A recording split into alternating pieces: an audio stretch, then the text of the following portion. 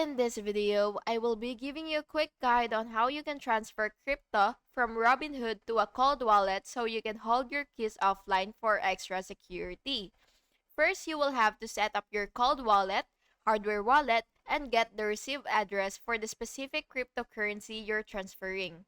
Next, you will open the Robinhood app and you will have to go to the crypto asset page and find the send or transfer option. Note that Robinhood supports outbound transfers for certain cryptos only. After that, paste the cold wallet receive address exactly and enter the amount you want to send. Then you will have to confirm details carefully. You will double check the address, network if it is applicable, and any fees, and submit the transfer.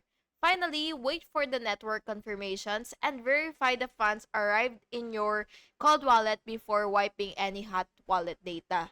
Quick tip: send the small test amount first to confirm the address and network are correct. And that's basically it. If you found this video helpful, please make sure to like and subscribe for more videos like this. Thank you so much for watching. Have a good day.